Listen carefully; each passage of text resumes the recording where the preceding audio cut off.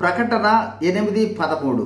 మరియు నేను చూడగా ఆకాశ మధ్యమున ఒక పక్షిరాజు ఎగురుచు బూరలు ఊదబోవుచున్న 3 దూతల బూరల శబ్దములను బట్టి భూ నివాసులకు అయ్యో అయ్యో అయ్యో అని గొప్ప స్వరముతో చెప్పుట వింటిని.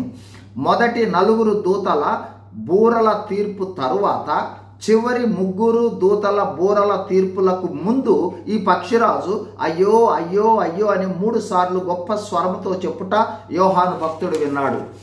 క్లుప్తంగా ఒకసారి మరలా ప్రకటన గ్రంథం.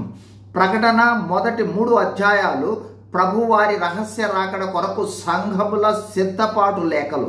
4-5 అధ్యాయాలు పరలోక దర్శనము, 6 నుండి 18 వరకు భూమి మీద 7 ఏండ్ల శ్రమలు, 19వ అధ్యాయము గొర్రెపిల్ల వివాహోత్సవము, యేసు ప్రభు వారి బహిరంగ రాకడ, 20వ అధ్యాయం 1000 ఏండ్ల పాలన, ధవళ సింహాసన తీర్పు, 21వ అధ్యాయం క్రొత్త భూమి క్రొత్త ఆకాశము నూతన యెరూషలేము పట్టణము, 22వ అధ్యాయము నిత్యత్వము.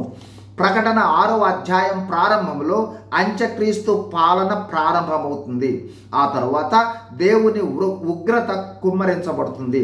ప్రకటన 6 నుండి ప్రకటన 8:5 వరకు ముద్రల తీర్పులను చూచాము. 8వ అధ్యాయము 7వ వచనం నుండి 12వ వచనాల వరకు బూరల తీర్పులు. ఫలితంగా భూమి మీద 3వ వంతు కాలిపోవటం, సముద్రంలో 3వ వంతు రక్తముగా మారటం, 3వ వంతు నదులు నీటి బుగ్గలు చేదుగా మారటం, 3వ వంతు సూర్య చంద్ర నక్షత్రాలు చీకటి కమ్మటం చూచాం. 4వ బూర ఊదిన తరువాత 5వ బూర ఊదక మునుపు ఈ పక్షిరాజును చూస్తాం. ఇంగ్లీష్ బైబిల్లో ఈ పక్షిరాజును దూతగా చెప్పుడు జరిగింది. ఈ పక్షిరాజు 3 సార్లు అయ్యో అయ్యో అయ్యో అనుట రాబోవు తీర్పులు ఇప్పటి వరకు వచ్చిన తీర్పుల కన్నా తీవ్రమైనవి, భీతి గొలిపేగా ఉంటాయని హెచ్చరిక మానవాళికి. ఈ 3 అయ్యోలు రాబోవు తీర్పులు మరియు ఆ శ్రమల యొక్క భయంకరత్వము, ఆశ్చర్యము, ప్రమాదాలను తెలుపుతున్నాయి. దేవుడు పక్షిరాజు చేత ఈ హెచ్చరికలను ఇచ్చుటకు కారణము మానవులు రాబోవు ఉగ్రతను గుర్తించి మారు మనసు పొందమని త్వరపెట్టుట.